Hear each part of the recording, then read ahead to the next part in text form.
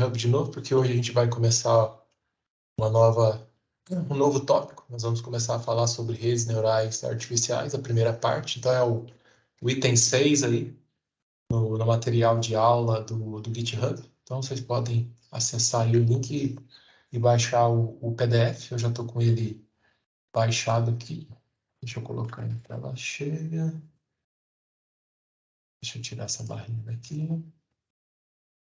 A gente vai começar, como eu acabei de dizer e falar, né? Vamos começar a aprender.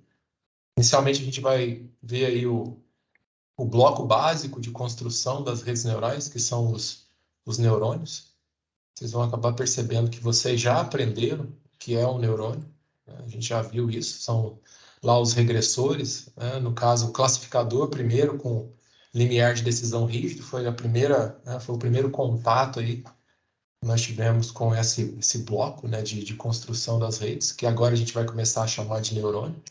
Depois, o regressor logístico foi uma melhoria ali em cima daquele classificador.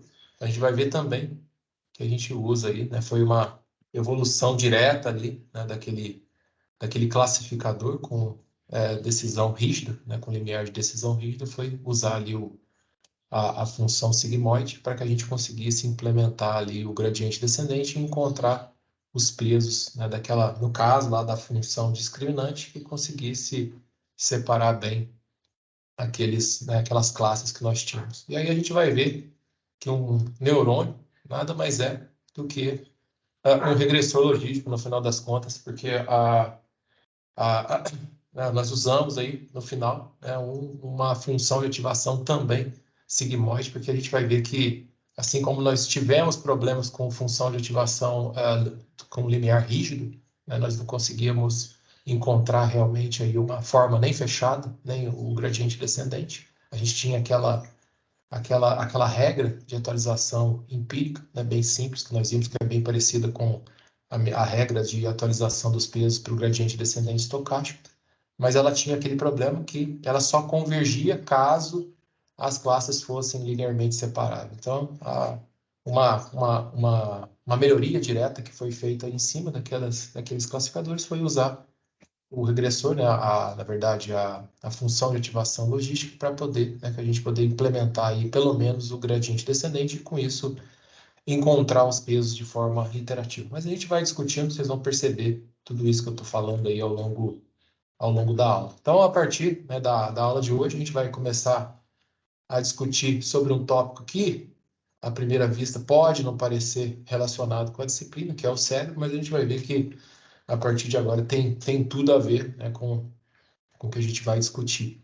Porém, né, como a gente vai ver a partir da aula de hoje, as ideias que nós vamos discutir, né, que nós discutimos até o momento, vão ser bastante úteis. Então, tudo que nós vimos, desde lá de T319 até agora, né, na última aula, vão ser, esses tópicos, essas ideias que nós aprendemos, vão ser usadas aqui para que a gente construa esse modelo, né, matemático que aproxima aí as atividades, né, de aprendizagem do cérebro dos animais em geral. Então, a gente vai ver que essas ideias que nós já discutimos vão nos ajudar bastante. Vocês vão perceber aí que grande parte daqueles conceitos que nós aprendemos durante esse tempo todo vão ser diretamente utilizados aqui e vão nos ajudar a entender como funcionam as redes neurais artificiais. A gente vai chamar algumas vezes aí pela, né, abreviação de RNAs.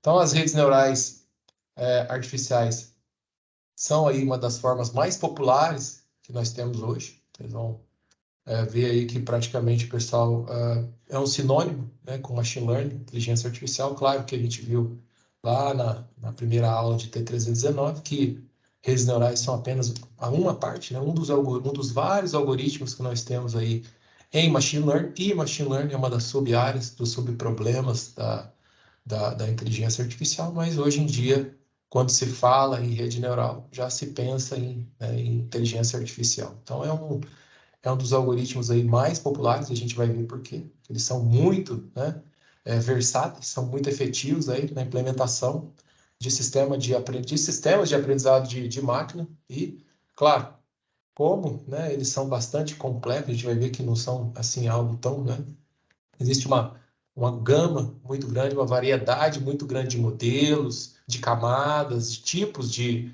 neurônios. Essa disciplina, né, deveria ser, por si só, uma disciplina separada, né? A gente deveria ter aí uma disciplina que só tratasse de redes neurais, porque a gente vai ver que é um tópico bastante extenso. Mas aqui eu vou tentar, né, dar uma breve visão geral aí para que vocês pelo menos entendam os conceitos básicos e a partir dessa base que eu vou mostrar para vocês, vocês consigam ir além e entender os outros tipos de redes neurais que existem aí, né, vários outros. Depois eu posso até mostrar uma figura bastante interessante, onde tem ali os vários tipos que nós temos, vocês vão ver que é um número bastante grande.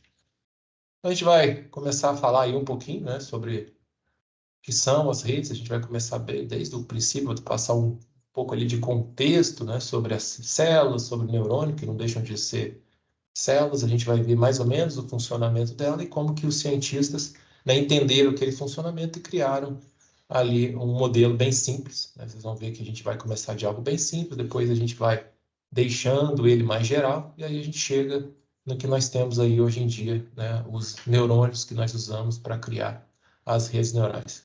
Então, as redes neurais, elas são aí modelos claramente computacionais, ou seja, a gente vai executá-la, né, nos nossos computadores, que são inspirados aí pelo funcionamento do cérebro dos animais. Então, a gente vai ver daqui a pouquinho que os pesquisadores, né, os cientistas, eles entenderam o funcionamento aí, né, do cérebro e depois disso eles criaram alguns modelos e depois, né, de criar esses modelos simples de neurônios, eles foram conectando vários neurônios até a gente conseguir chegar aí nas primeiras topologias de redes neurais. Então, elas são capazes aí de realizar qualquer tipo, na verdade, né, de tarefa de aprendizagem de máquina, por exemplo, regressão e classificação. Então, elas são muito versáteis, elas são muito eficientes na resolução de praticamente qualquer tipo de tarefa de aprendizagem de máquina. Elas são aí, normalmente, né, apresentadas como sistemas de nós, como vocês podem ver aqui, né? A gente pode chamar muitas vezes os neurônios de nós ou de unidades, então vocês vão algumas vezes encontrar aí na literatura nó ou unidade, mas a gente vai chamar aqui muitas vezes de neurônios. Então, nesse caso aqui, eu fiz um desenho aqui bem simples de uma rede neural com uma única camada escondida e uma camada de saída. Então, eu tenho duas entradas aqui, são os meus atributos, né, os nossos velhos conhecidos atributos. Tenho pesos sinápticos, ou seja, os nossos pesos que vão conectar. Vocês vão ver que isso aqui nada mais é do que as combinações lineares, né, dos pesos em relação aos atributos. E aqui dentro vai ter uma soma, né, dessas multiplicações aqui de cada um desses atributos por esses pesos, né? Essas conexões aqui vão ter alguns valores associados. E aí aqui dentro a gente vai combinar. E claro, como eu falei, a gente vai usar, né, como bloco de construção básico aí os regressores logísticos, aqui dentro também vai ter uma função de ativação. Então, dependendo do valor dessa combinação linear, né, desses pesos em relação a esses atributos, esse neurônio vai ativar. A gente vai ver que, dependendo ali do valor, né, do g de x, a nossa função discriminante, que aqui ela vai acabar tendo outro nome, a gente não chama mais de função discriminante, mas é o nosso g de x, dependendo do valor do g de x, vai haver o disparo, ou seja, né, o limiar ali vai ser atingido e vai ser passado aqui um sinal para o próximo neurônio, para a próxima camada. Então, aqui eu tenho essa camada de entrada, né, que é a camada com os atributos. Depois eu tenho uma camada escondida com seus respectivos pesos, né, a gente vai chamar de pesos sinápticos. Depois a gente vai acabar só chamando de pesos. E tenho aqui, né, as saídas dos neurônios da camada escondida conectado numa próxima camada, que aqui, nesse caso específico, seria uma rede neural para regressão, porque eu só tenho aí uma única saída. Então, se a gente for fazer classificação, claro, eu vou ter aí mais neurônios na camada de saída, muito parecido com aquilo que nós fizemos lá com o regressor Softmax. Se vocês se recordam, eu disse que aquele desenho que eu mostrei lá do regressor Softmax seria o nosso primeiro contato, né, com redes neurais, e realmente ele foi, porque vocês vão ver que aquilo é uma forma, né, uma das topologias que nós temos para redes neurais para classificação. Então, se eu fosse ter um classificador, eu teria aqui mais neurônios e cada saída aqui, né, cada neurônio da camada de saída me daria a probabilidade, né, de uma desses exemplos de entrada aqui dos meus atributos pertencer a uma determinada classe daquele problema. E, claro, nós também temos os pesos aqui, porque eu também vou ter combinações lineares desses atributos, que agora, no caso aqui, são as saídas dos neurônios da camada escondida, eu vou combinar, e aqui também vai ter uma outra função de ativação, que vai me dar aí o valor de saída. Então, a ideia é encontrar, claro, os pesos aqui, que a gente vai deixar fixo, né, as funções de ativação, encontrar os pesos de tal forma que a gente consiga resolver o problema. No caso aqui de regressão, ou poderia usar, se eu tivesse mais saídas, mais neurônios aqui na camada de saída, poderia também aí treinar essa rede neural para que ela resolvesse problema de classificação. Então, a gente consegue aí resolver qualquer tipo, né, de problema de aprendizado de máquina. Então, essa primeira parte do curso, a gente vai focar nos neurônios, né, nesse bloco, né, básico aí de construção. Depois, a gente vai ver, né, a gente vai unir esses vários neurônios, a gente vai fazer ali, depois a gente vai resolver o problema da porta lógica XOR. Vocês vão ver que é um problema de classificação, que um neurônio sozinho não consegue resolver, e aí a gente vai unir, né, mais de um neurônio, a gente vai criar a nossa primeira rede neural para resolver esse problema, que vocês vão ver daqui a pouco, que não pode ser resolvido por um único neurônio, então a gente precisa combinar, e aí sim ter uma rede de neurônios, né, uma rede neural. Então a gente vai ver primeiramente aí como, né, funciona. Na verdade é só mais rever mesmo, lembrar de alguns conceitos, né, alguma contextualização que a gente precisa, porque a ideia mesmo, os conceitos a gente já obteve lá atrás, quando a gente falou sobre classificadores com limiar de decisão rígido e depois os regressores logísticos. E depois a gente vai ver que nada mais é do que unir, né, esses vários regressores logísticos aí numa rede e encontrar uma forma de treinar eles conjuntamente. Que a gente vai ver que a gente precisa encontrar um outro algoritmo, que é uma extensão aí, né, do gradiente descendente, só que agora para treinar vários, né, classificadores e vários regressores logísticos, né, conjuntamente. E a gente vai ver isso ao longo das próximas aulas. Aqui só para, né, dar algumas aplicações bastante conhecidas, aí, bastante famosas. Então, como eu disse, as redes neurais elas são muito versáteis, então elas podem ser aplicadas a diversos problemas. A gente consegue,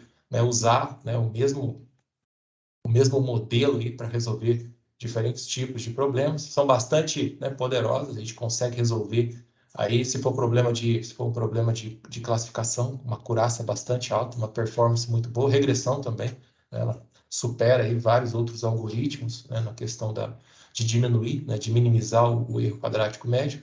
A gente consegue aumentar isso, né, muito facilmente, ou seja, se eu precisar aumentar o número de camadas, o número ali de neurônios nas camadas, eu também consigo fazer, então eu consigo escalonar isso muito facilmente, principalmente daqui a pouco a gente vai ver, né, usando a biblioteca TensorFlow, é muito simples de fazer isso. É uma biblioteca criada pelo Google, né, para desenvolver, para criar redes neurais. Então é bem simples de usar, claro. Existe lá uma facilidade, né, uma camada em cima dessa API, dessa biblioteca, para facilitar um pouco mais, mas a gente vai discutir tudo isso mais à frente. Então a ideia, né, é mostrar aqui alguns exemplos. Então elas são bastante, né, versáteis aí para realizar essas tarefas, né, essas grandes tarefas, e tarefas muitas vezes complexas, né, como por exemplo, né, o Google diariamente aí, né, classifica milhões, até bilhões, né, de imagens. Vocês viram lá que eles classificam e detectam pessoas muitas vezes, né, eles colocam lá um quadradinho, né, ou às vezes um retângulo em cima da pessoa, dizendo, essa pessoa aqui é tal pessoa. Então, eles conseguem fazer isso, né, com muitas vezes aí bilhões de imagens, milhões por dia, né? Então, é algo bastante complexo. Tem serviços, né, de reconhecimento de fala, por exemplo, a Siri, a Alexa, Google Assistant, né? Então, a gente tem esses algoritmos hoje em dia, né, usando aí redes neurais, né, o estado da arte em detecção e reconhecimento da fala, hoje, né, são redes neurais, são aí redes neurais um pouco mais complexas, claro, do que a gente vai ver aqui, mas são redes neurais, não deixam de ser.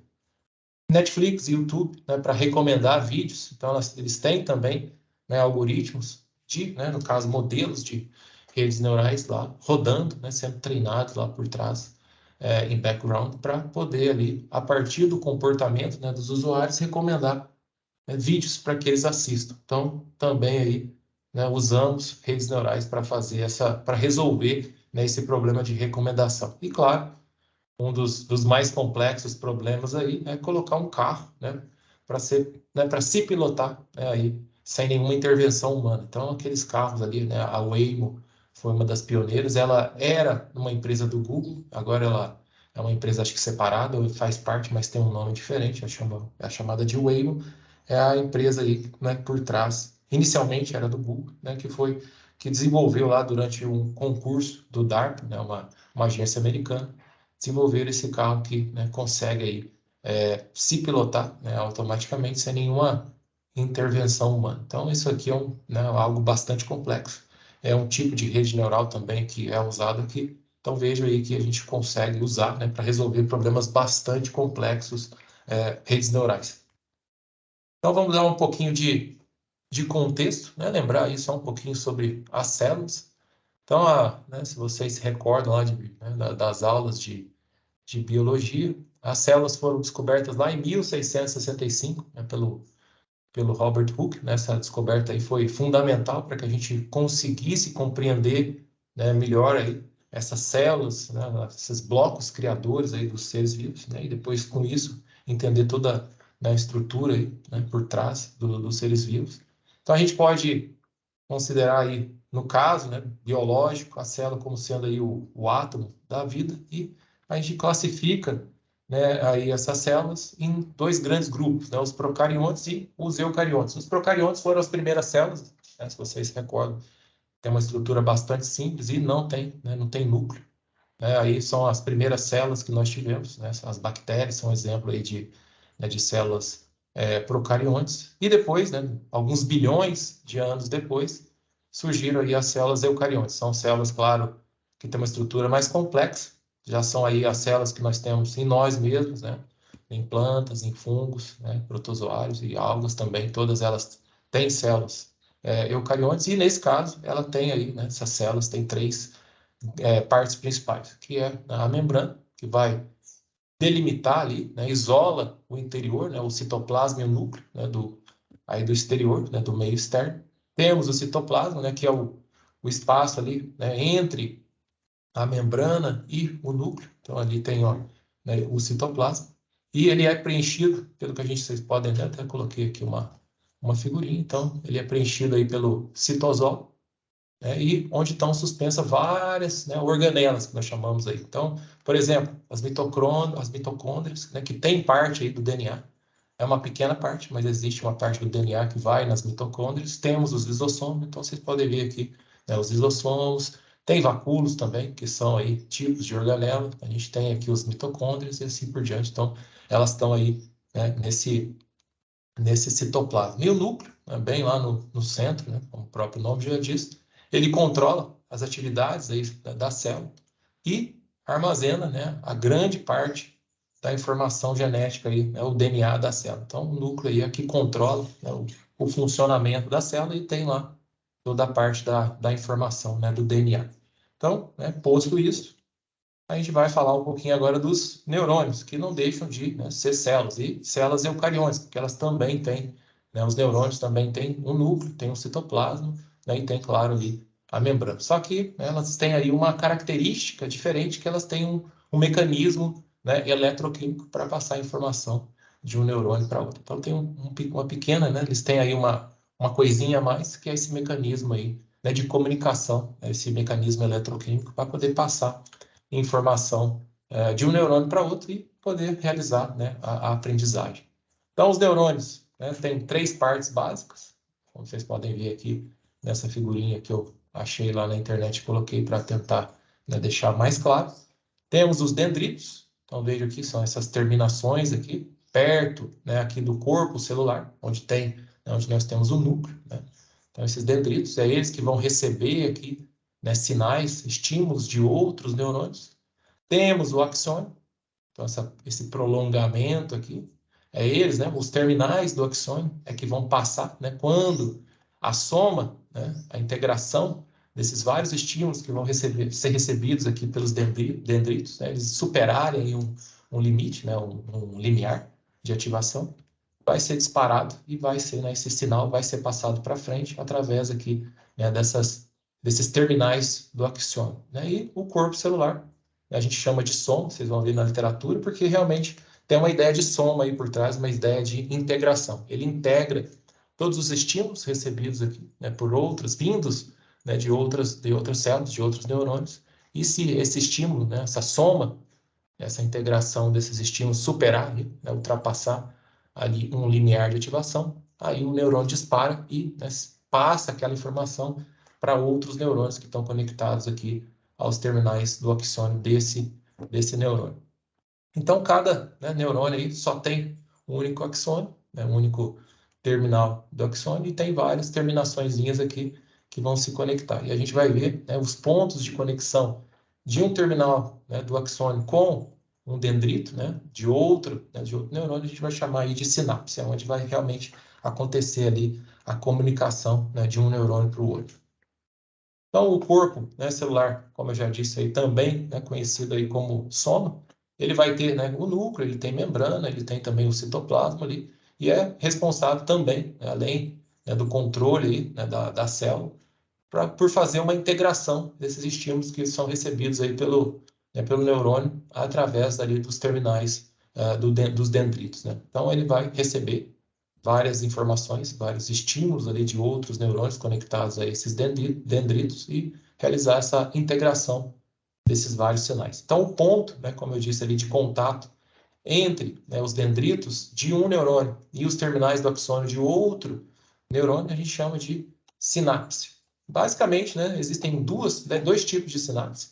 As mais comuns são as aqui que nós chamamos de elétricas, né, as químicas, perdão, e as menos comuns, muito pouco, né, o número de sinapses que nós chamamos de elétricas mesmo, são muito poucos, é um número muito pequeno. As mais comuns são as químicas, onde realmente não existe aí uma conexão. Eles acabam não se, né, eles não relam, eles não se conectam. Eles têm aí é tudo químico aqui, né, por processos químicos que passa aí um estímulo, né, de um terminal do axônio para um dendrito de outra célula. Então, é que eu coloquei exatamente essa sinapse química, onde vocês podem ver que realmente não existe uma conexão, eles estão próximos ali, né, uns dos outros, né, o terminal aqui do axônio e um dendrito, mas aqui esse processo de passar, né, esse pulso, essa informação eletroquímica, né, é feito aí através desse processo químico entre um terminal do axônio e um terminal ali, né, um dendrito, né, a parte receptora do outro neurônio. Então, esse ponto de contato, né, como eu acabei de dizer, é chamado de sinapse. Os neurônios vão se comunicar claramente, né, uns com os outros aí através dessa sinapse. E essa figura aqui, né, ao lado mostra essa sinapse aí, né, a mais simples de todas, a que ocorre, na verdade, mais comumente, que é a sinapse química. Então, falando aí um pouquinho, né, como que a gente pode entender o funcionamento, deixando aqui de forma bastante simples, né? Claro que tem algumas exceções, a gente pode dizer, né, a gente pode simplificar o funcionamento do neurônio, né, da seguinte forma. Então, eu coloquei aqui três pontos, 3 bullets, para que a gente consiga entender aí, é bem simples, a gente consegue simplificar bastante aí o funcionamento. Então, o neurônio vai receber, né, os estímulos elétricos a partir lá, né, dos dendritos. Então, lembrando lá, né, os dendritos vão receber estímulos de outros neurônios. Esses estímulos vão ser somados lá no soma, ou seja, lá no corpo, né, celular. Então, lá eles vão ser somados. E se essa soma, né, essa integração desses estímulos exceder um limiar, até coloquei aqui, né, o limiar de ativação, aqui está em milivolts, então nesse caso aqui o limiar seria menos 55 milivolts. Então, se ele exceder essa soma aí, a gente tem um disparo, ou seja, os neurônios conectados aqui aos axônios, né, os terminais de axônio desse neurônio vão receber um impulso. Ele vai passar um impulso para esses outros neurônios. Então, o que acontece é que esse neurônio, se esses estímulos somados, essa integração desses estímulos, né, ultrapassar esse limiar de ativação, o neurônio vai gerar, né, um pulso aí, um ponto que a gente chama de potencial de ação, que vai ser enviado, né, pelos terminais do axônio para os outros neurônios, ou seja, os dendritos de outros neurônios vão receber esse pulso aqui, esse potencial de ação. Normalmente, né, um neurônio aí pode se conectar até 20 mil outros neurônios através, claro, das sinapses. Esses sinais, né, passados de um lado para o outro, aí, né, de um neurônio para outro, eles são feitos, né, esses sinais eles são passados através de reações, como eu disse, eletroquímicas e, né, do ponto de vista aqui do nosso curso, eu até coloquei aqui uma figura, né, aqui está realmente o neurônio e um modelo matemático que a gente vai utilizar aqui, né, para poder entender, modelar matematicamente e entender aí o funcionamento do neurônio. Então, a gente vai modelar com um sistema com várias entradas, ou seja, os nossos estímulos, eles são somados e a gente tem aqui uma função de ativação, ou seja, o nosso limiar. Então, por isso que eu coloquei aqui essa função degrau, né, com tracejado aqui dizendo, né, indicando que vai ter ali um ponto de ativação.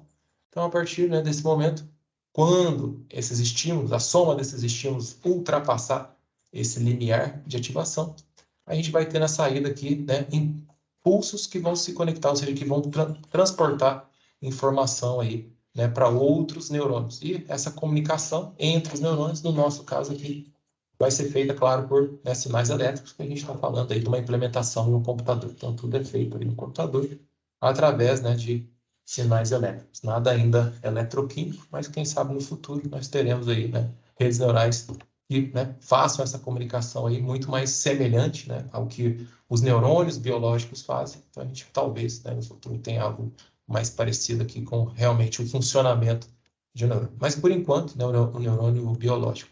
Mas, por enquanto, isso é feito aí pelos computadores e essa comunicação, claro, vai ser feita aí, né, através de sinais elétricos. Então, vocês podem ver bastante parecido aqui, né, com o que a gente viu anteriormente, né, com os regressores, no caso do regressor logístico. Então, a gente vai ter a soma, vai ter uma função de ativação. Se essa soma desses estímulos ultrapassar um limiar ali, eu vou ter o disparo, ou seja, o sinal de saída vai ser igual a 1, caso contrário, se né, a soma dos estímulos for menor do que aquele limiar, a saída vai ser igual a 0, e aí eu não vou estar passando, né, esse neurônio não vai estar gerando um pulso que vai se comunicar, né, que vai passar essa informação para outro neurônio conectado aí. Então, vocês vejam que é bastante semelhante aí ao que a gente já tinha visto anteriormente. Então, vamos falar aí do primeiro, né, o modelo mais simples aí, que foi proposto lá, né, mais ou menos em 1943, né, pelo McCulloch, né, o Peter, né, o Walter Pitts, né, e o Warren McCulloch, eles propuseram, né, o primeiro modelo aí que nós temos de neurônio. É bem simples, vocês vão ver daqui a pouquinho. Então, eles, né, de posse do entendimento ali que os cientistas obtiveram no final do século XIX, comecinho ali do século XX, né, ajudou bastante a eles entenderem o funcionamento do sistema nervoso, né, dos seres vivos.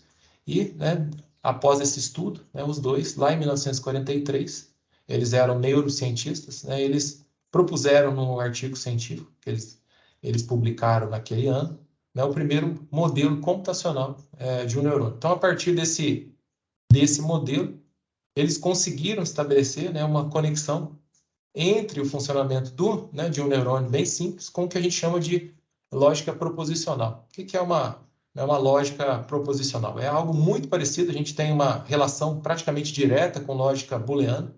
Então, uma proposição nada mais é do que uma afirmação. Então, uma sentença, né, que a gente afirma, né, alguma coisa. Por exemplo, hoje está ensolarado. Então, eu consigo dizer se é verdade ou falso. Então, vejo que tem uma conexão direta aí, né, uma correspondência direta com a lógica booleana que nós usamos. Então, é sempre que eu tiver uma afirmação que eu posso concluir que ela é verdadeira ou falsa, a gente tem aí uma lógica, né, proposicional. Então, é bem parecido com a lógica booleana. E por ter essa correspondência, né, direta aí com a lógica booleana, implementar, né, esses neurônios no computador foi algo direto e, claro, natural. Então, vocês vão ver que claramente aí a gente consegue transpor, né, esse modelo matemático que eles propuseram para explicar o funcionamento de um neurônio, a gente consegue implementar isso em um computador. Então, como existe, né, essa correspondência, até coloquei aqui, né, uma sentença, a gente pode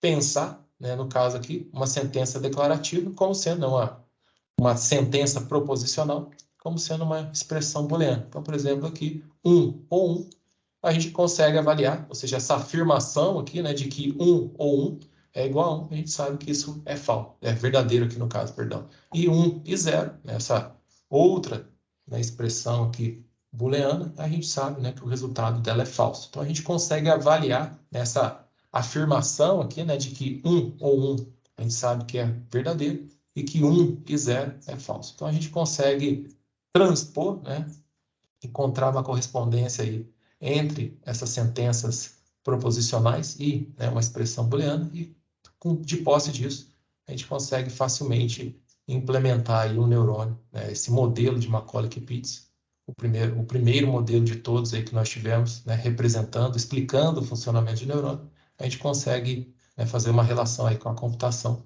bastante direta, né, e de forma bastante natural. E aí a gente vai ver aqui, né, o primeiro modelo. Vocês vão entender aí facilmente. Os conceitos a gente já viu anteriormente. Essa figura aqui, né, ao lado, ela mostra o neurônio, né, que foi um modelo matemático para explicar o funcionamento do neurônio, que foi proposto lá pelo Macaulay-Pitts lá em 43. Então, vocês vejam, não tem muita diferença porque nós já havíamos visto anteriormente. Então, temos entradas, só que tem algumas pequenas diferenças, né? Como foi o primeiro modelo, era algo bastante simples. Essas entradas aí, os nossos atributos, né?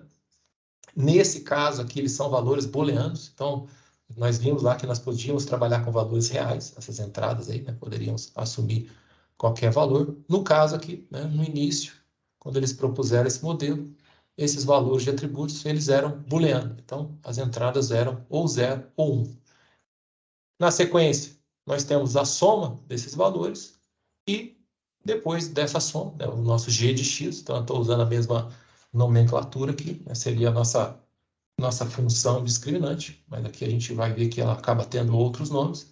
E aí, depois disso, se esse g de x ultrapassar, então lembre-se aqui do f, é a nossa função de ativação, se o g de x ultrapassar um determinado limiar, há o disparo, ou seja, a saída vai ser igual a 1, caso contrário, se o g de x estiver abaixo daquele limiar de ativação, o valor do y aqui fica igual a 0. Então, a gente vai ver que existem algumas pequenas diferenças no início aí, né, com aquele modelo de regressão com limiar rígido. Vocês vão ver aqui, vocês vão entender facilmente. Então, as premissas, né, por trás aqui do modelo de Macaulay-Pitts são os valores de entrada, como eu disse, né, a gente chama de sinapses também, né, esses atributos aí, né, todos os x, são sempre valores booleanos, né, ou seja, eles vão assumir ou 0, os valores 0 ou 1. As entradas vão ser multiplicadas só por pesos com magnitude unitária, pode ser positivo ou negativo, dependendo da entrada. Nós temos aí dois tipos, né? Entrada excitatória e inibitória.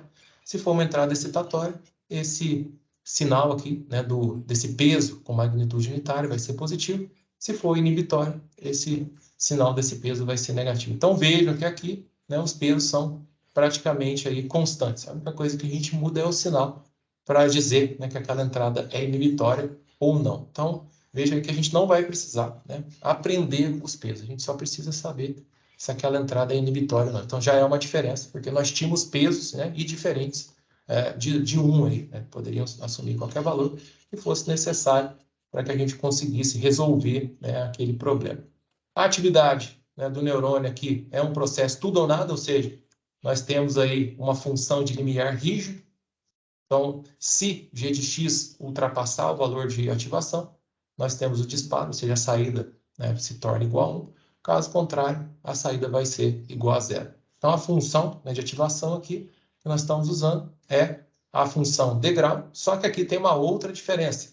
O ponto de disparo, né, o θ aqui, né, o limiar de ativação, faz com que, né, esse ponto aqui, essa transição de 0 para 1, ela seja variável.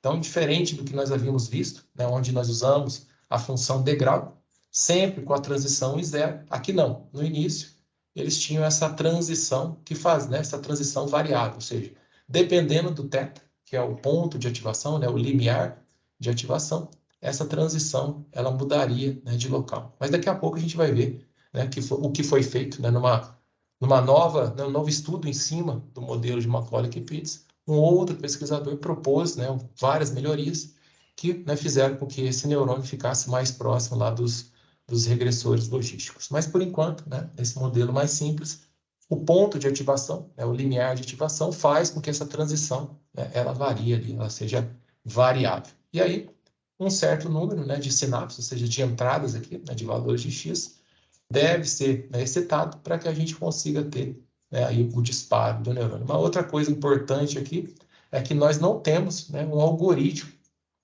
porque como os pesos são sempre fixos, né, com valores unitários, a única coisa que muda ali é se é uma entrada excitatória ou inibitória. Então, não tem aqui um algoritmo para aprender esses pesos. Vocês vão ver que a gente usa, né, aquela regra que nós já aprendemos lá atrás, que é a regra de aprendizado do perceptron, né? A gente vai ver daqui a pouquinho, para aprender realmente esses valores de peso quando a gente for falar do modelo aí, né, que é o próximo modelo, que é o chamado de perceptron. Então, como vocês podem ter percebido aqui, né, esse neurônio, esse modelo aí do Macaulay-Pitts, ele nada mais é do que um classificador linear com limiar de decisão rígido, só que essa função, né, de ativação aqui, ela é variável, né, o ponto onde eu tenho a transição é variável, não é fixo sempre aqui em zero, como nós havíamos visto, mas daqui a pouco a gente vai ver uma modificação que foi feita para, né, fazer com que essa função de ativação sempre essa transição aqui de 0 para 1 sempre ocorre em 0. A gente vai ver que isso é facilmente feito. Mas aí a gente tem, né, um classificador com limiar de decisão rígido, pesos unitários, né, as magnitudes são unitárias, mas os sinais podem ser aí positivos ou negativos, dependendo, né, do tipo de entrada, e atributos sempre booleanos aqui no caso. E daqui a pouco a gente vai, né, ver como foi feita aí uma melhoria, né, umas modificações em cima desse modelo para que a gente tivesse algo mais geral, aí, né, mais genérico. Então, eu tenho alguns exemplos aqui, né, de como usar esse modelo de Macaulay-Pitts para resolver alguns problemas com portas lógicas, né, alguns problemas de lógica booleana. Vocês podem ver, e daqui a pouco a gente vai entender isso melhor, que todos eles podem ser interpretados como problemas de classificação. Então, eu tenho os meus atributos, aqui no caso x1 e x2, as entradas da porta lógica, e eu tenho a saída, né, aqui, o que eu quero, né, ou seja, a qual classe eu quero que pertença ali, a gente pode fazer essa interpretação, né, a qual classe eu quero que pertença, né, aqueles dois atributos de entrada. Então, a gente pode fazer essa analogia aí, né, com classificadores. Então, uma porta OR, eu quero que 0 e 0 seja, né, aqui a saída seja 0, ou seja, não haja ativação. A gente pode dizer aí que esse exemplo pertence à classe negativa. 0 ou 1 pertence à classe positiva, ou seja, a saída tem que ser igual a 1, tem que ter ativação do neurônio. 1 ou 0, 1, ativação também. 1 ou 1, também ativação. Então, se nós somarmos, né, lembrando que a gente faz o somatório aqui das entradas, então, se a gente somar, né, os valores de x1 e x2, aí a gente obtém aqui o g de x. Então, 0 mais 0, 0. 0 mais 1, 1. 1 mais 0, 1. E 1 mais 1 igual a 2. E a partir do g de x, a gente encontra o valor aqui do θ, né, do limiar de ativação. Qual seria, né, o limiar de ativação, o valor do θ, para que, né, ocorresse aqui o disparo e aí a gente tivesse a ativação desse neurônio. Então, a gente pode ver claramente que para valores, né, de g de x maiores ou iguais a 1, a minha saída já é igual a 1. Então, a gente define aqui, né, o θ igual a 1. Ou seja, quando g de x maior ou igual a 1, eu tenho aqui o disparo, né, do meu neurônio. Ou seja, a saída vai se tornar aí igual a 1. Então, veja que é bem simples. E lembrando aqui que o θ vai fazer com que essa transição aqui de 0 para 1, da nossa função degrau, né, ela seja variável, dependendo aqui do ponto, né, de ativação, né, aí do limiar, né, de ativação do θ. O outro exemplo é a porta lógica E. Então, veja aqui a mesma coisa, não tem diferença nenhuma, só que agora nós vamos classificar esses atributos de entrada, né, diferentemente, porque agora a gente tem uma outra, né, lógica aqui. Então, 0 e 0, classe negativa, ou seja, saída não vai ter ativação aí do neurônio, ou seja, saída igual a 0. 0 e 1, 0 também.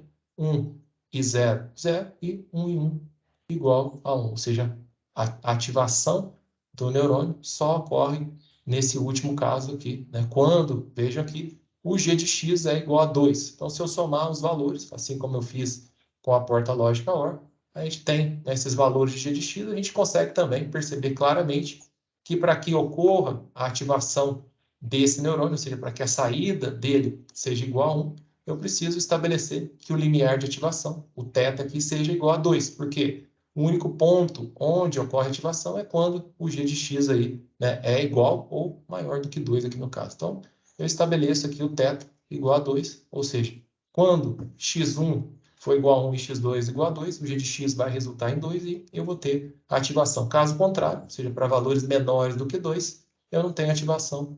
E aí, né, o valor de saída, aí o y é igual a 0. Então, realmente, a gente tem aqui aquela função degrau, só que, lembrando, né, novamente, que o ponto de ativação fez com que essa transição, né, mudasse de ponto. Então, anteriormente, aqui, para uma porta lógica OR, o θ era igual a 1, aqui agora o θ é igual a 2 e a transição ocorre, né, no θ igual a 2 aí no caso. Então, a gente vai ter essa movimentação aqui, né, do ponto de ativação, dessa transição de 0 para 1. Um outro problema também, né, que a gente pode ter, que é a porta nota, né, o barrado e o complemento. Ela é bastante simples, só que agora a gente precisa, né, de uma entrada inibitória, né, porque se a gente for olhar exatamente aqui para os valores de x1, né, o g de x, eu não tenho outro atributo, né, eu só tenho aqui um x1, eu quero barrar, né, eu quero inverter, né, esse valor. Então, o meu g de x para o x1 é igual a 0, e o meu g de x, né, sem obter uma entrada inibitória, o g de x seria igual a 1. Como que eu poderia, né, a partir desses valores, dizer, né, que a ativação vai ocorrer, né, quando o g de x, né, fosse aí, igual a 0? Então, o que eu faço, né, para conseguir resolver esse problema é criar uma entrada inibitória. Então, aqui vejam, é exatamente aquilo que eu falei. Os pesos, né, as conexões aqui, as sinapses aqui que nós temos, podem ser positivas ou negativas. E nesse caso, a gente vai precisar inverter, ou seja, multiplicar o valor do x1 por menos 1. Então, por isso que eu coloquei aqui o menos x1, porque eu tenho aqui uma entrada inibitória. Então, vocês podem ver que eu coloquei uma bolinha aqui com menos 1, porque eu vou multiplicar agora essa entrada por menos 1 para obter o quê? 0, né? Ou seja, 0 menos, né, multiplicado por menos 1, 0, e 1 multiplicado por menos 1 é menos 1. Então, agora sim, o meu g de x vai trabalhar em cima desses dois valores aqui, né, multiplicados por menos 1. Então, eu vou ter 0 e menos 1. E para ter ativação, o que eu preciso? Eu preciso que o θ aí, né, seja maior do que 0. Porque agora vocês vejam aqui que a ativação deve ocorrer quando o g de x for maior do que 0, e, caso contrário, né, esse valor vai ser negativo. Então, eu estabeleço aqui que o ponto de ativação, ou seja, o θ, é igual a 0. Ou seja, quando o g de x for maior ou igual a 0, vai ocorrer aí a ativação desse neurônio aqui, né, que está implementando essa porta lógica NOT, né, o barrado. Então, lembrando, né, vocês vão precisar disso no segundo trabalho. Eu peço para vocês realizarem, né, usando esse modelo, uma classificação. Então, lembre-se aqui que as entradas inibitórias, eles vão precisar lá no caso, para resolver o problema, vocês precisam multiplicar aí, né, a entrada, a sinapse, o valor ali de entrada, por menos 1, para poder realmente resolver o problema, porque a gente precisa de uma entrada inibitória. Então, não se esqueçam disso, para poder resolver lá, né, quando vocês forem ver, né, no trabalho, esse exercício, e lá vocês vão ter que implementar uma entrada inibitória. Um outro problema, né, que é o problema da porta lógica XOR, né, do ou exclusivo, a gente vai ver que, né, não tem como resolver com um único neurônio, porque a gente vai perceber daqui a pouquinho, né, que esse problema não é linearmente separável. Se a gente fosse, né, colocar, e daqui a pouco eu mostro, a gente vai ver, eu vou colocar isso numa figura.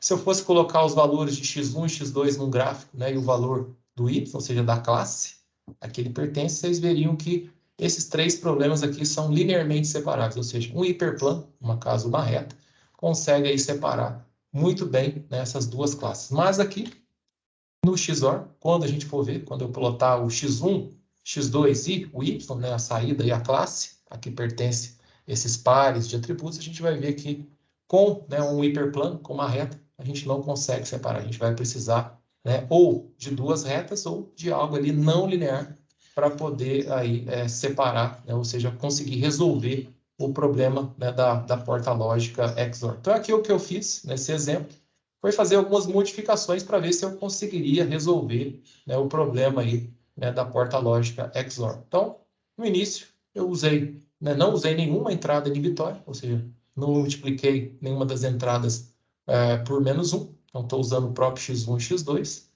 Vejam aqui que eu tenho o g de x, então eu tenho 0, 1, 1 e 2. E no caso do O exclusivo, eu preciso que a saída seja igual a 1, quando, aqui no caso, o g de x for 1, 1, mas não pode ser igual a 2. Né? Então, veja aqui que eu tenho que encontrar algo que ocorra, né, a ativação exatamente nesse ponto. E lembrando, é uma coisa importante, que a nossa função de ativação é uma função step, é uma função em degrau unitário. Então, a gente não tem, né, dois pontos de ativação diferentes. E aqui seria necessário. Perceba que eu teria que ter um g de x maior do que 0, porque eu não posso ter ativação aqui, e menor do que 2, ou seja, não posso ter ativação aqui. Ou seja, eu não consigo resolver apenas dizendo se g de x maior do que determinado valor, eu tenho aí ativação. Eu precisaria de uma segunda condição. Vejam aqui, né, nos 4 exemplos aqui, nas 4 modificações que eu fiz, nenhuma delas eu consigo resolver só com uma condição, ou seja, só com uma condição aqui no caso, de que, né, o g de x seja maior, ou poderia ser até menor ali do que um determinado valor. Mas eu vou precisar de duas condições. Aqui no caso desse primeiro, né, exemplo, que o g de x seja maior do que 0 e menor do que 2. Tentei fazer com uma entrada inibitória, o x1, né, como entrada inibitória. Obtive esse outro g de x. Veja aqui também que eu precisaria de duas condições para poder obter a ativação. Ou seja, a gente teria ali, né, algo que não ia ser, não seria que a gente fosse plotar nessa função de ativação. A gente não teria exatamente um degrau unitário, seria aí uma função com outro formato. Então, a gente precisaria aqui, no caso, que o g de x fosse menor ou igual a menos 1, ou g de x maior ou igual a 1. Então, perceba que maior ou igual a 1 ou menor igual a menos 1. Então, veja que eu tenho duas condições aqui nesse caso para poder implementar nessa U exclusiva. Mesma coisa se eu tivesse considerado o x2 como entrada inibitória, eu ia ter praticamente os mesmos valores, só que invertido agora. Então, menos 1 e 1, ao invés de 1 e menos 1 aqui para o g de x. Também precisaria de duas condições. A primeira delas, g de x menor ou igual a menos 1, ou g de x maior ou igual a 1. E a mesma coisa se eu tivesse tomado aí as duas entradas como sendo inibitórias, ou seja, menos x1, menos x2. Eu também necessitaria aqui, no caso, de duas condições, né? Que o g de x fosse maior do que menos 2 e menor do que 0. Então, todos os 4 aqui, né, eu precisaria de uma segunda condição. Então, percebo aí que, né, para resolver isso de forma mais simples possível, eu precisaria do quê? De duas retas. Então, eu precisaria ali, né, de verificar duas vezes, né, para poder fazer essa ativação. Então, você já pode ter uma ideia que, no mínimo, aí eu precisaria aí de dois, né, neurônios, na verdade, um terceiro para poder unir, né, os resultados dos dois neurônios em um único, né, uma única resposta, porque lembrando que a gente tem uma única saída. Então, eu teria dois neurônios, cada um deles resolvendo uma dessas condições, porque aí sim eu consigo, com uma única função de ativação com o formato de degrau, eu consigo resolver para cada um deles separados e depois um terceiro neurônio, eu uno essas respostas numa única saída. Então, veja aí que eu precisaria, né, de dois neurônios com funções ali, né, de ativação degrau e, né, com ali separadores lineares, ou seja, com retas, e aí sim um terceiro neurônio uniria esses resultados num único, né, valor, aqui a gente conseguiria resolver. Então, percebo que com um único, né, modelo, um único neurônio de Macaulay-Pitts, eu não consigo encontrar um limiar de ativação único, ou seja, uma única condição ali de ativação que consiga resolver esse problema. Então, a gente vai ver daqui a pouquinho que a gente não consegue porque esse problema não é linearmente separável, ou seja, eu não consigo separar, né, essas duas classes aí, né, com um separador linear, ou seja, no caso aqui uma reta. E aí a gente vai, né, vai ver como fazer isso mais à frente, usando, claro, mais de um neurônio. Então a gente vai ver que o modelo, né, de Macaulay-Pitts e o perceptron, que é o próximo modelo que a gente vai discutir, ele só vai conseguir resolver problemas que são linearmente separados. Se vocês se recordam, né? Problema linearmente separado são aqueles problemas onde as classes têm uma separação ali razoavelmente boa entre elas e eu consigo traçar, né, uma reta, um hiperplano, na verdade, e eu consigo aí obter uma separação perfeita entre essas duas classes. Então, a gente vai ver que realmente ele tem esse problema aí, a gente não vai conseguir resolver. E esse não conseguir, né, por eles não conseguirem resolver o problema do XOR, esse modelo do Macaulay-Pitts ele ficou esquecido aí, né, durante um tempo. E aí, o que aconteceu na sequência, né? Tem um quiz aí, mas eu vou deixar vocês fazerem aí no final da aula, então não precisam, né, vocês não precisam fazer por enquanto, mas já está aí. Hoje a gente só tem esse quiz, não tem laboratório, então não fiquem preocupados. Até vocês podem ver que o último laboratório eu deixei, né, até dia 16, não me falha a memória, então não se preocupem, hoje a gente não tem nenhum laboratório. Então, né, esse modelo aqui, né, ficou esquecido durante um tempo, exatamente por não conseguir resolver todos os tipos, né, de problemas lógicos, principalmente o XOR, já mostrou, né, uma deficiência aqui, né, desse modelo com relação a implementar qualquer tipo, né, de função lógica.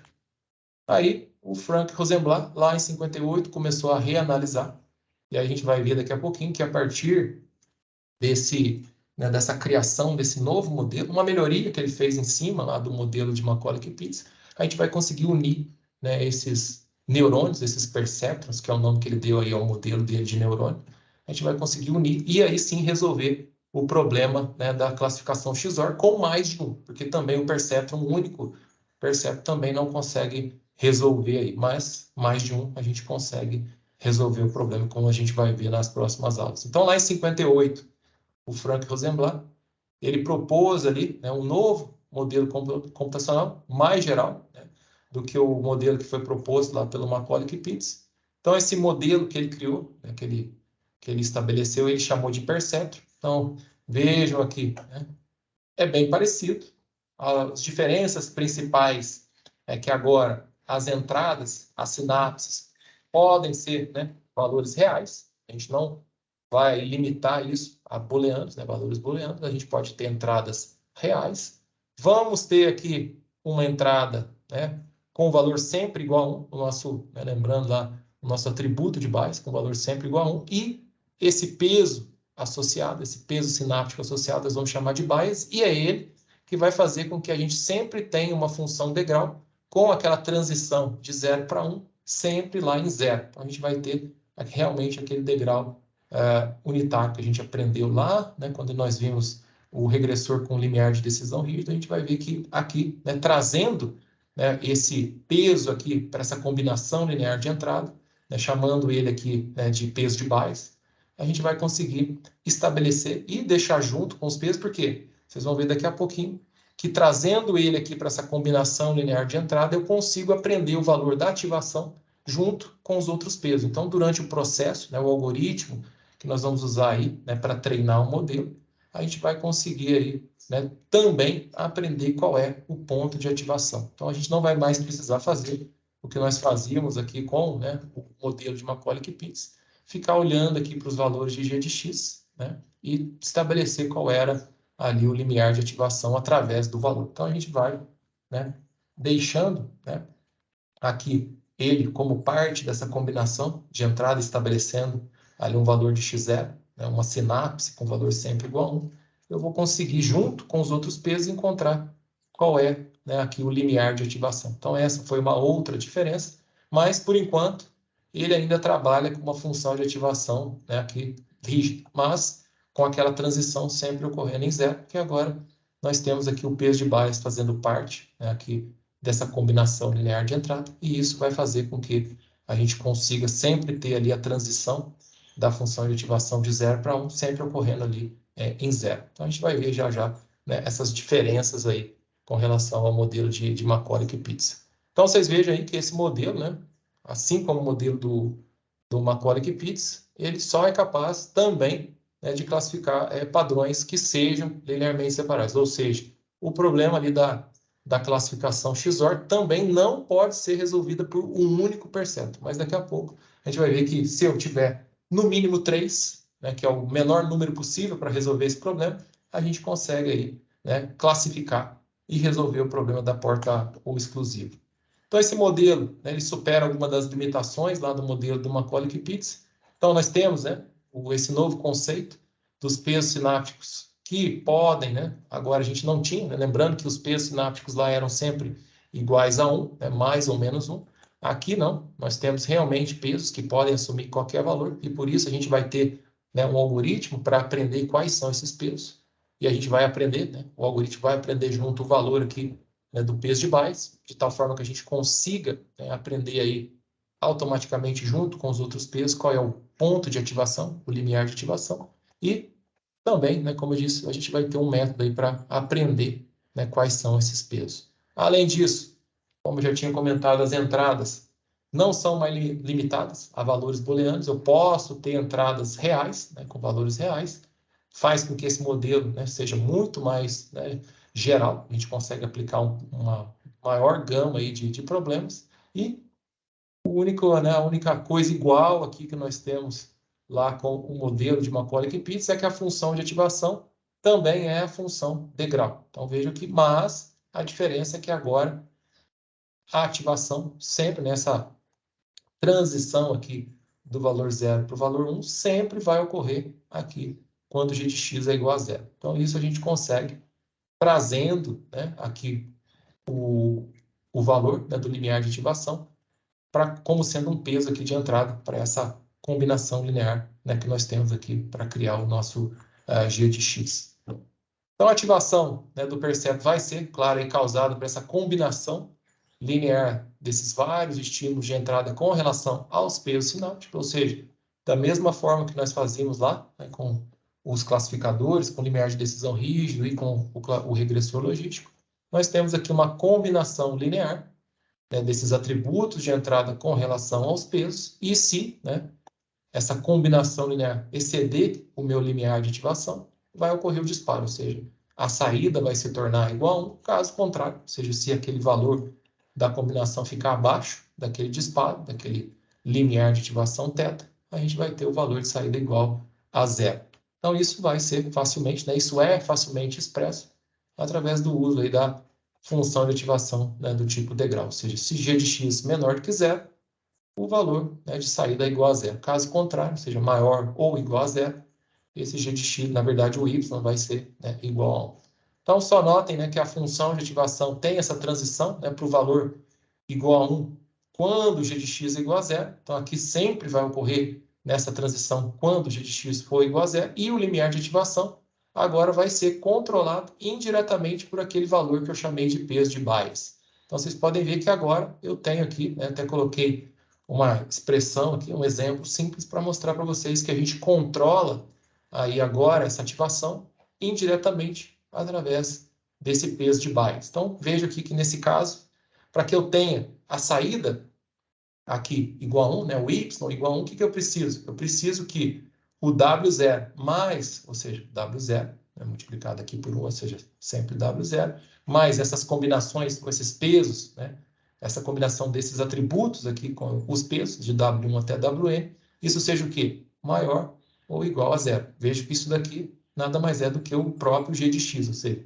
se g de x for maior ou igual a 0, eu tenho a ativação. E aí, se eu passar aqui, né, para o lado direito, né, o W0, eu vou ter o quê? Esse somatório desses, né, desses atributos com relação, essa combinação linear desses atributos, x1 até xn, aqui multiplicado, né, pelos pesos, né, de W1 até Wn, essa combinação tem que ser o quê? Maior ou igual ao menos W0. Então, percebo aqui que eu já tenho, né, aquela variação do ponto de ativação que eu tinha anteriormente, agora ela foi absorvida ali pelaquela combinação linear, porque veja aqui que a ativação só vai ocorrer quando essa combinação linear for maior ou igual a esse valor menos W, que eu posso chamar aqui de θ. Vocês podem ver aqui, né, que eu chamei ele, né, esse peso aí de Bayes, eu chamei ele de menos θ. Então, isso daqui vai ser a minha, né, ativação, meu limiar de ativação. Quando essa combinação ultrapassar esse valor, eu vou ter aí a ativação, ou seja, o g de x vai se tornar maior ou igual a 0. Então, por exemplo, né, aqui é um caso hipotético, se o meu W0 for igual a 1, para que ocorra, né, a ativação, ou seja, para que, né, haja o disparo aí, né, do neurônio, o que eu preciso? Eu preciso que essa combinação linear dos pesos, né, aqui, dos atributos de x1 até, né, xn, aqui no caso, até com multiplicado, né, essa combinação linear dos atributos x1 até xn com os pesos w1 até Wn, eu preciso que essa combinação aqui, o resultado, né, desse somatório, seja maior ou igual a menos 1. Por quê? Se a gente for ver, né, voltando aqui, se o W0 é igual a 1, esse valor aqui precisa ser o quê? Para ser maior do que igual, para ser igual a zero inicialmente. Precisa ser menos 1, porque 1 menos 1 vai dar zero. E depois, né, por exemplo, se for igual a zero, se esse valor aqui é igual a 1, mais zero vai ser 1, ou seja, maior do que zero. Então, veja, a ativação, o disparo desse neurônio vai ocorrer quando essa combinação aqui for maior ou igual a menos 1. E, né, no caso contrário, se, né, por acaso, o W0 fosse igual a menos 1, quando ocorreria, né, a ativação? Ela precisaria, né, ela ocorre quando a combinação linear aqui dos atributos com relação aos pesos for maior ou igual a 1. Então, veja aqui, se o W0 é menos 1, o que eu preciso que esse valor aqui, né, assuma para que eu tenha um valor igual a zero inicialmente? Se ele é menos 1, eu preciso que ele seja igual a 1, porque é menos 1 mais 1, zero. Depois, se ele for igual a 2, menos 1 mais 2, 1, maior do que zero, ou seja, qualquer valor desse somatório aqui maior ou igual a 1, vai fazer com que eu tenha valores de g de x maiores ou iguais a zero, e aí eu tenho disparo. Então, vejo que trazendo o valor aí, né, do limiar de ativação para ser um peso aqui de entrada do meu modelo do perceptron, eu consigo fazer, né, eu consigo absorver isso na combinação linear e fazer essa ativação, esse limiar, esse controle do ponto de ativação, ele vai ser controlado, né, através desse peso. Isso vai facilitar bastante, porque agora a gente consegue, junto com os outros pesos, aprender qual é o ponto de ativação, né, com esse método aqui que nós vamos ver para aprender quais são os pesos aí do modelo. Então, isso facilita bastante, porque junto desses outros pesos sinápticos eu encontro também esse peso que eu chamo de bias, mas que, na verdade, é o nosso ponto aí, o nosso limiar de ativação.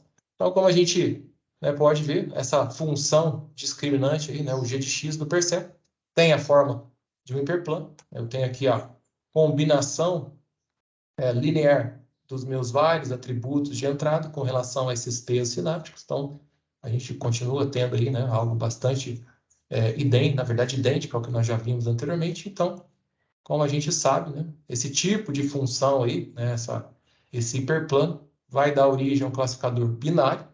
A gente vai separar em duas classes, onde essas classes vão ser separadas sempre, né, por um separador, né, uma superfície, né, de separação linear. Ou seja, eu posso ter uma reta, posso ter um plano ou um hiperplano aí, né, em mais de duas dimensões. Então, é o que a gente vai, né, usar aqui para poder fazer essas separações, são realmente essas equações, né, essas funções discriminantes com formato de hiperplano. Então, a gente vai ver que a gente não mais, daqui a pouquinho, quando a gente for realmente unir vários, né, desses neurônios, quando a gente for criar realmente uma rede neural, a gente não mais vai precisar fazer aquelas transformações, né, lá na função discriminante. Então, a gente não vai precisar encontrar, né, outros formatos para a função discriminante, a gente vai sempre usar funções discriminantes com formato de hiperplano, ou seja, essas combinações lineares aqui dos atributos com relação aos pesos, mas o que a gente vai fazer é combinar, ou seja, ter mais camadas na minha rede neural, para que a gente consiga, né, de alguma forma, fazer o que a gente já fazia, alterando o formato da função discriminante, só que agora a gente vai fazer isso acrescentando mais não linearidade aí à rede neural. Então a gente vai ver, vocês vão entender isso daqui a pouco, vai ficar mais claro, que a gente não mais vai precisar ficar nos preocupando com o formato aqui, né, da função discriminante. A gente vai poder sempre deixá-la aí como sendo o formato do hiperplano, só que a ideia é encontrar um número de camadas ali na rede neural, de tal forma que a gente consiga ter o mesmo resultado que nós teríamos mudando aqui o formato da função discriminante. Então, né, devido a esse... Deixa eu ver quantas horas, se não está passando muito, pessoal. Não. Então, devido a esse, né, fato aí de que a função, né, degrau, ela tem, né, se vocês se recordam, a gente já comentou sobre isso lá atrás, ela tem derivada igual a zero, se a gente olhar aqui, né?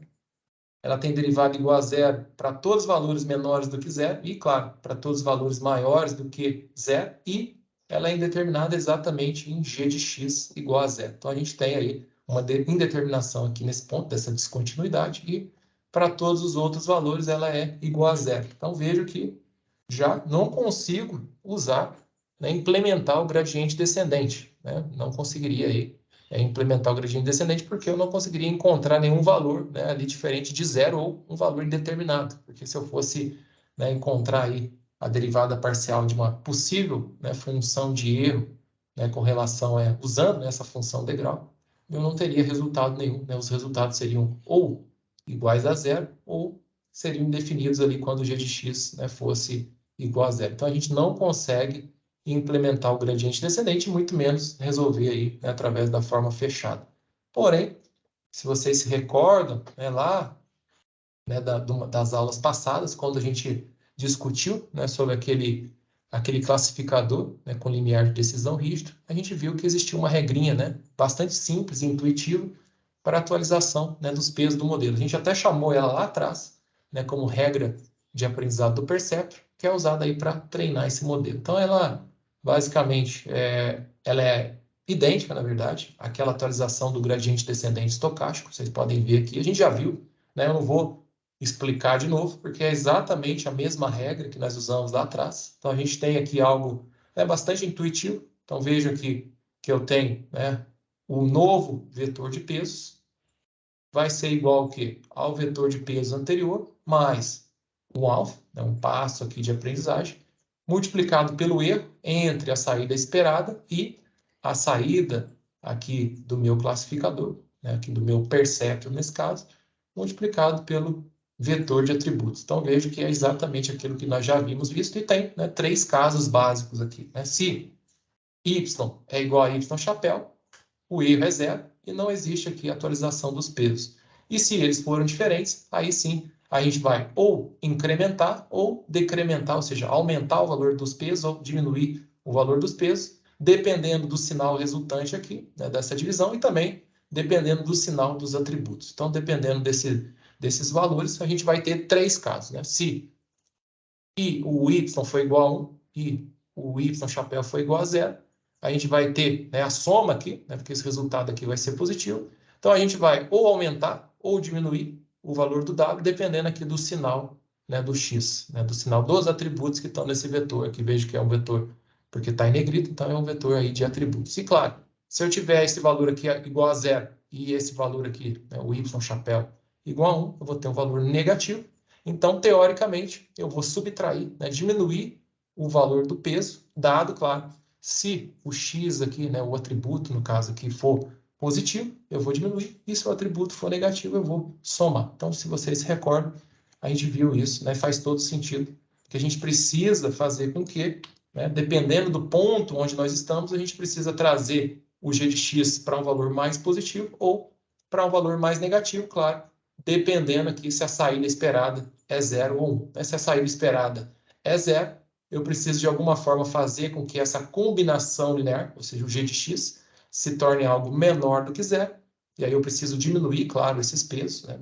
Ou aumentar pesos negativos ou diminuir, né, pesos positivos. Então, a gente, para trazer essa função aqui, g de x, para valores menores do que 0, e claro, se a saída esperada for igual a 1, de alguma forma eu preciso fazer com que essa combinação linear aqui, né, o g de x, se torne ou igual a zero ou maior aí do que zero. Então, a gente precisa aumentar, incrementar pesos que são positivos ou, né, decrementar aqueles pesos negativos que estão fazendo com que, né, o g de x vá aqui na direção, né, de valores menores do que zero. Então, é exatamente aquilo que a gente já, né, tinha visto, é bastante simples, né, fácil de entender essa regrinha. Ela não tem nenhuma matemática por trás, é algo bastante mesmo intuitivo, foi através de observação ali do funcionamento que, né, os pesquisadores chegaram nessa regra de atualização aí dos pesos, né, aqui do perceptron. Então, quando eles propuseram, né, essa regra, eles chamaram, claro, aí de regra de aprendizado do perceptron. Nós usamos lá atrás, né, com os regressores, os classificadores com limiar de decisão rígido, mas aquela regra que nós usamos lá atrás, ela vem aqui realmente do perceptron. Então, só para contextualizar, o perceptron veio primeiro, né, do que o regressor logístico, né? Vocês vão ver daqui a pouquinho que o regressor logístico é uma melhoria em cima do próprio perceptron. Então, quem apareceu primeiro foi o modelo de Macaulay-Pitts, depois o Rosenblatt, né, o Frank Rosenblatt, melhorou, deixou ele mais geral, chamando de perceptron, mas ainda tinha esse problema que nós não tínhamos aí, né, uma forma né, uma forma usando o gradiente descendente, né, só uma forma empírica, aí, uma forma intuitiva para poder atualizar esses pesos.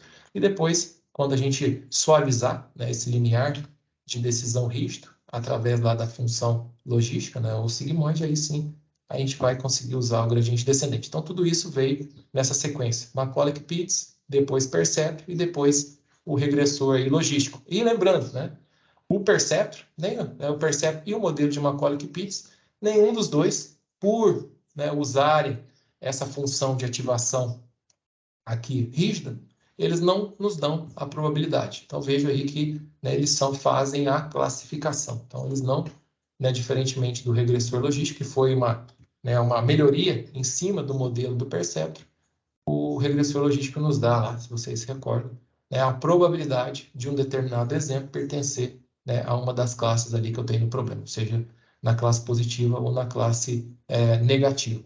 Então, a gente, né, no caso aqui do perceptron, o G de X é um hiperplano, né, a gente acabou de ver isso, acabei de mostrar para vocês.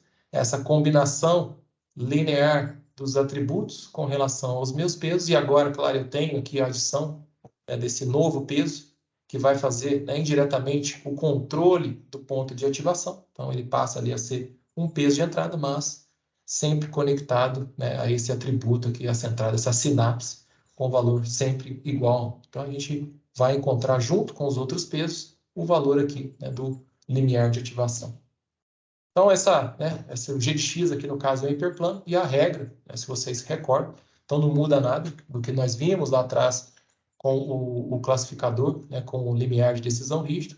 Essa regra só vai convergir para uma solução perfeita, ou seja, só vai haver convergência se as classes forem linearmente separáveis, ou seja, se a gente tiver uma separação suficientemente boa entre as classes e se a gente conseguir traçar ali, né, um hiperplano. Então, se houver uma separação boa, né, razoavelmente boa, entre as minhas classes e eu conseguir assim, dessa forma, traçar ali um hiperplano, ou uma reta, um plano, ou qualquer, né, outro hiperplano aí, né, em mais de 2 dimensões, mais de 3 dimensões, eu consigo aí separar, né, perfeitamente e o algoritmo vai convergir. Se vocês se recordam, caso, né, eu tenha sobreposição aqui das classes, esse algoritmo aqui, né, essa regra de atualização, essa regra de aprendizado do perceptron, ela nunca vai convergir, ela vai estar sempre ali, né, variando, né, o erro nunca vai convergir ali para zero, ele vai estar sempre variando, né, para cima e para baixo, porque ele não consegue encontrar ali uma separação perfeita, porque existe a sobreposição aí entre, né, os exemplos das duas classes, porque lembrando, o perceptron também, né, é um classificador binário, então a gente classifica aí sempre entre duas classes, uma classe que a gente chama de positiva e uma classe que a gente chama aí de negativa. Então, na última aula, naquele vídeo que eu deixei no sábado passado para vocês, nós terminamos falando sobre a regra de aprendizagem do perceptron. Vou dar só uma pincelada aqui, um review rápido para vocês se recordarem do que nós discutimos no vídeo da aula passada.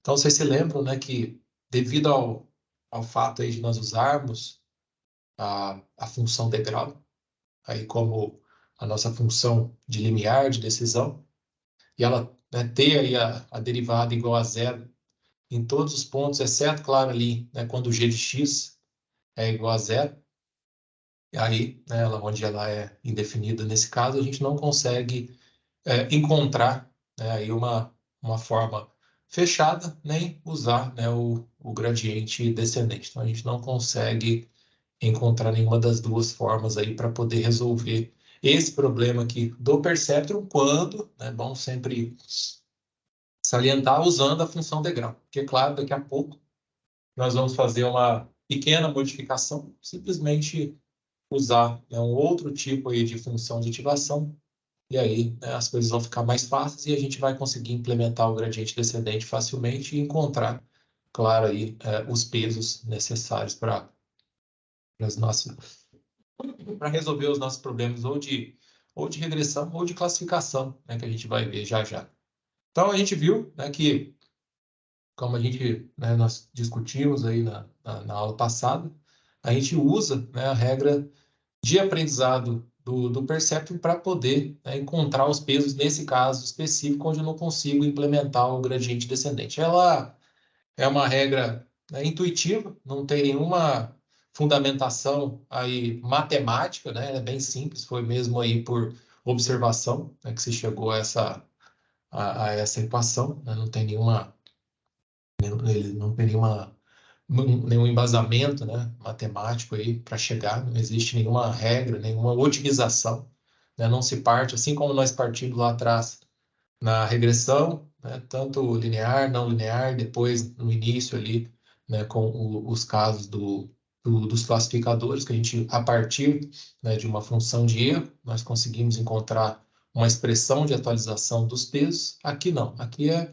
simplesmente por observação, né? No caso aqui, a gente chega exatamente nessa equação aqui, que é idêntica àquela equação do gradiente descendente estocástico. Então, percebam que eu estou simplesmente aqui, né, calculando, né, ou seja, atualizando os pesos, me baseando só numa fração, né? Lembre-se aqui que o alfa é o passo de aprendizagem, estou me baseando aí numa fração do erro entre a saída esperada, do meu rótulo, né, e a saída aqui do classificador. Então, o y chapéu aqui, o classificador multiplicado, claro, aqui, né, pelo atributo. Então, a gente já viu isso aqui lá atrás, a gente já discutiu sobre isso. Isso aqui é bem intuitivo, é bem fácil. E, né, uma característica, né, dessa expressão aqui é que ela só atualiza os pesos caso ocorra um erro. Porque vocês concordam comigo? Como nós estamos trabalhando com problemas aqui de classificação, eu tenho valores aqui no caso, né?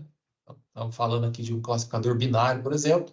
Os valores de y, né, os rótulos, só vão assumir dois valores, 0, né, ou 1.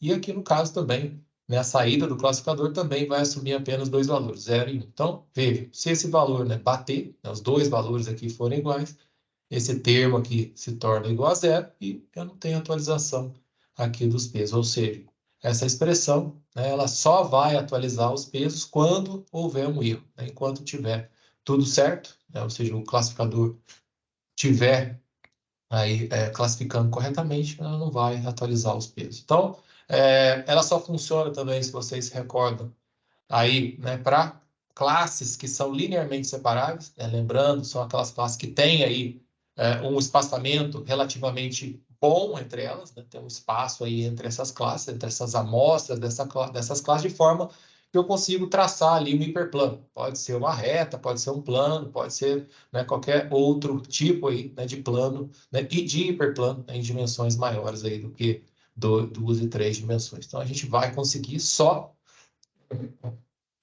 fazer com que esse classificador aqui, né, no caso o Perceptron, por enquanto, ele consiga aprender, né, os pesos aí para resolver aquele problema, caso, né, a gente tenha aí as classes suficientemente separadas. Caso contrário, vai ocorrer aquele problema que a gente já viu anteriormente, né, que ele nunca vai convergir, né, ele nunca vai encontrar ali um conjunto de pesos que consiga resolver, ou seja, que consiga classificar bem aquele conjunto de amostras. O restante aqui a gente já conhece, o W, né, aí é o vetor de peso, o alfa é o passo de aprendizagem e, claro, o Y são os rótulos e o Y chapéu é a saída aqui do classificador. E, claro, né, o f de g de x, o g de x é a nossa função discriminante, né, aquela combinação linear, e o f é a nossa, por enquanto, né, função degrau, a nossa função de limiar de decisão, que no caso aqui é rígido, né, a gente só tem dois valores, 0 ou 1. Então, falando aí um pouquinho mais do Perceptron, então, como vocês já, né, perceberam até agora, esse modelo, né, do Perceptron é a mesma coisa, né, do classificador binário com limiar de decisão rígido. Até, né, se vocês se recordam lá atrás, a gente treinou, né, um classificador binário com esse limiar, com essa função aí, né, de decisão rígida, né, que é o degrau.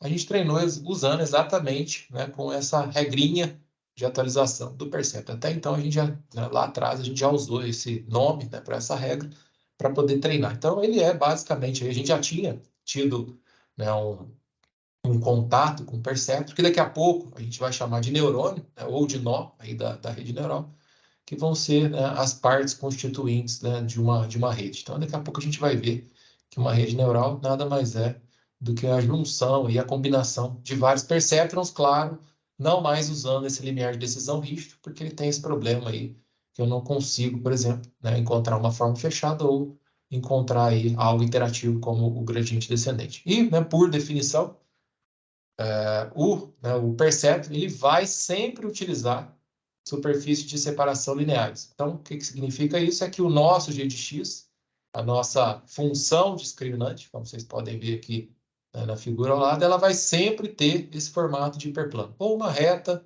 ou um plano, né, de 2 dimensões, ou algo aí em 3, 4, 5, mas ele vai ser sempre aquela combinação linear, aquele somatório ali, né, que a gente viu lá atrás, dos pesos multiplicados pelos atributos, claro, lembrando sempre que a gente tem aqui, né, o atributo de Bayes, aqui, que eu chamei de W0, que vai me dar aí, né, o deslocamento com relação ao eixo das ordenadas, né? No caso aqui, com relação ao x2. E a separação, né, só coloquei aqui para vocês se lembrarem, né, o ponto onde essa função discriminante é passada, é traçado, é exatamente onde o g de x é igual a zero. Então, onde ocorre aqui a separação, né, das duas classes, é exatamente onde o g de x, esse somatório aqui, ele é igual a zero. Então, por definição, claro que a gente já comentou, a gente já fez isso anteriormente.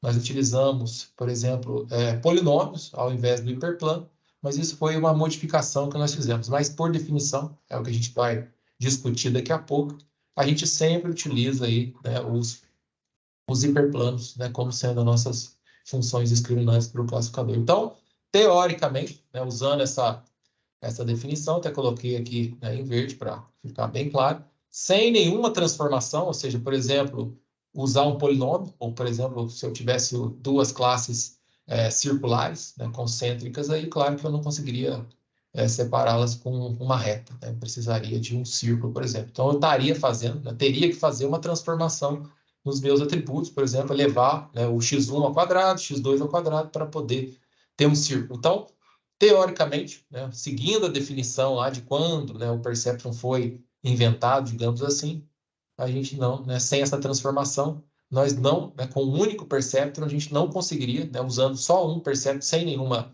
transformação dos atributos, eu não conseguiria aí separar classes que não são linearmente separadas, ou seja, classes onde eu precisaria de um formato diferente aí de um hiperplano para poder classificar, separar, né, essas amostras dessas duas classes. Então, a figura aqui, né, que eu coloquei ao lado exatamente exemplifica essa questão, né? Então, por definição, aí, né, os perceptros, eles sempre utilizam como função discriminante essas combinações lineares, aí, no caso, os hiperplanos. A gente pode, claro, mas sem nenhuma transformação, né, a gente não consegue fazer essa separação. Então, a gente vai ver, né, na sequência, que a gente pode, né, até no exemplo que eu vou mostrar na sequência, exatamente, mesmo usando a definição, ou seja, funções discriminantes, no caso g de x, iguais, assumindo aí o formato de hiperplanos, eu posso combinar mais de um resultado de um neurônio, né? Eu posso ter aí neurônio, estou chamando aqui de neurônio, mas a gente, por enquanto,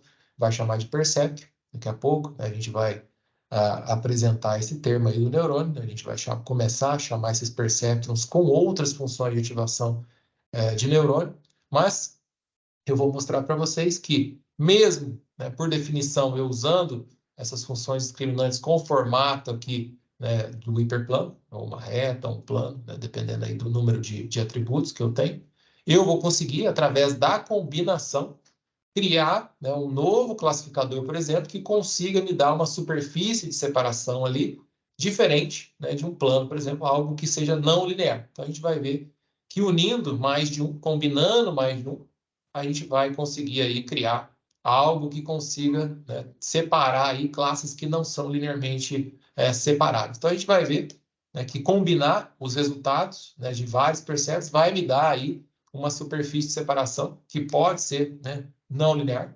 Normalmente elas vão ser aí, né, bastante não lineares, dependendo da quantidade de perceptrons que a gente consegue agrupar. Mas daqui a pouco a gente vai ver um exemplo bem simples, onde eu agrupo ali 3 perceptrons para resolver um problema, né, bastante conhecido aí na literatura de redes neurais, que é o problema da função lógica XOR. Vocês vão ver que ela não é linearmente separável, mas a gente vai conseguir, né, através da combinação aí de 3 perceptrons, resolver esse problema. Então, né, dado aí que essa superfície de separação, né, muitas vezes não são lineares, a gente vai fazer uma transformação, só que sem realmente fazer a transformação no g de x, e sim através da combinação, né, de vários, aí no caso, percétulos, a gente vai conseguir obter algo que consiga separar aí as classes que não são linearmente separadas. Então, eu criei esse slide aqui com essas três figuras para exatamente deixar isso claro, ilustrar, né, essa diferença entre as classes, por exemplo, que são linearmente separáveis e as classes que não são linearmente separadas. Então, vocês podem ver aqui, eu tenho três figuras.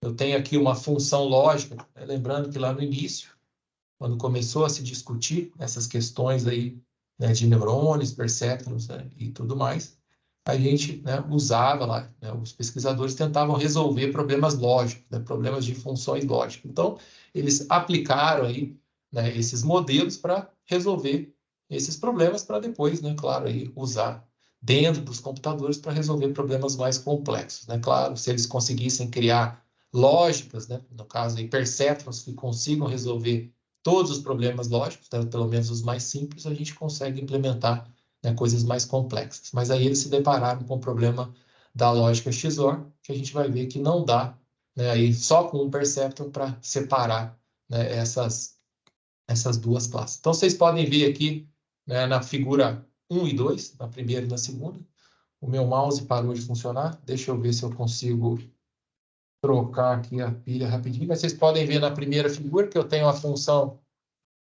função lógica e claramente aí, né, se a gente pegar todos os valores aqui, x1 e x2 são as entradas dessa lógica e aí eu colocar, né, 0, 0, vai me dar, né, x1 igual a 0, x2 igual a 0. Ah, voltou a funcionar, acho que era a pilha. Então, x1, 0, x2 igual a 0, uma lógica E vai ser igual a 0. Então, se eu pegar todos esses valores, esses pontos, né, essas coordenadas, aí, x1 e x2, e jogar aqui nesse plano, eu vou pegar e vou obter exatamente essa figura, né? Aqui eu tenho, né, a classe 0 seria a saída, né, nível lógico 0 aí da minha função lógica E. Então, todas as bolinhas azuis são as saídas iguais a 0 e, claro, lembrando que aqui com a lógica E, eu só vou ter o valor igual, né, o nível lógico 1, quando x1 e x2 forem iguais a 1. Então, é exatamente nesse ponto aqui. E, claramente, né, vocês podem ver que eu consigo traçar uma reta aqui e separar, né, essas duas classes perfeitamente. Não tem nenhum problema aqui, né, em usar um único perceptor para fazer essa separação. Então, uma simples reta aí já consegue separar. Mesmo caso aqui, né, o OR, né, a função lógica OR, a mesma coisa, claro, vai mudar aqui os pontos, né, onde eu tenho 1 e 0. Então, em maioria dos casos, eu tenho, né, se eu tiver pelo menos uma das entradas iguais a 1, eu vou ter a saída igual a 1. Então, veja aí que eu tenho 3 pontos iguais a 1, né, 1 e 1, x1 aqui igual a 1 e x2 igual a 0, x1 igual a 1, x2 igual a 1 também, né, aqui a saída é igual. E, claro, eu só vou ter o 0 aqui, né, o nível lógico 0, né, aqui eu estou chamando de classe 0 também, só vai ocorrer quando, claro, que eu tiver x1 igual a 0 e x2 igual a 0. Aqui também, claramente, a gente consegue traçar uma reta, né, bastante simples para poder separar essas duas classes. Porém, no terceiro caso aqui, vejo que nesse caso da função lógica XOR, né, o OR exclusivo, eu não consigo traçar uma reta aqui de forma que eu consiga separar as duas classes. Então, veja, o XOR tem um valor 0, ou seja, um exemplo aqui é uma amostra que está da classe 0 aqui e outra da classe 0, né, desse outro lado oposto. E vejo que eu tenho aqui duas amostras nessa diagonal aqui que pertencem à classe 1. Então, eu não consigo. Se eu traçasse uma reta aqui, eu iria, né, errar essas duas amostras aqui, né? Elas seriam classificadas incorretamente, ou se eu tivesse traçado aqui, né, elas seriam incorretamente classificadas aí como pertencentes à classe, no caso aqui, talvez, né, do círculo azul, que é a classe 0, nível lógico 0. Então, nesse caso específico, eu não consigo, com uma única reta, né, usando só um perceptron sem, claro, voltando aqui, né, usando a definição do perceptron, onde a gente não faz nenhuma transformação dos atributos, só usamos hiperplanos, eu não consigo aí separar, né, esses dois. Eles não são linearmente separados, mesmo tendo bom espaçamento aí entre essas duas classes, eu não consigo traçar aí um hiperplano, não importa a dimensão aqui, para poder separar essas duas classes. Então, aqui, nesse caso específico, né, a gente pode já ver de antemão. E se eu tivesse ali a combinação de dois classificadores, né, um classificador que traça... Ah, parou de novo? Não é possível. Pessoal, peraí, parou de novo. Eu devo ter pegado uma pilha não muito boa. Deixa eu ver aqui. Deixa eu ver se eu acerto aqui agora.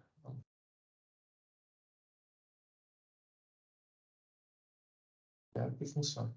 Então, se eu pegar aqui, né, se vocês perceberem, se eu pegar um classificador que traça uma reta aqui nesse ponto, e um outro classificador que traça uma outra reta aqui nesse ponto, e combino com um terceiro classificador, né, um terceiro perceptron aí no caso, né, o resultado desses outros classificadores, eu consigo, né, eu vou conseguir resolver esse problema. Então, veja, eu vou precisar de mais de um classificador linear, né, um classificador que usa aqui hiperplanos para separar essas classes para poder solucionar o problema do XOR. No caso aqui dos dois, né, do AND e do OR, né, do A e do O, eu consigo aí separar com um único perceptron. Mas nesse caso específico, como a gente vai ver aqui no exemplo, eu vou precisar, né, aí lançar a mão, né, de 3 perceptrons, eu vou combinar 3 perceptrons para poder resolver. Claro que eu consigo resolver isso com outros formatos mais complexos, mas veja, qual seria, no caso aí, né, o formato mais simples, né, para esses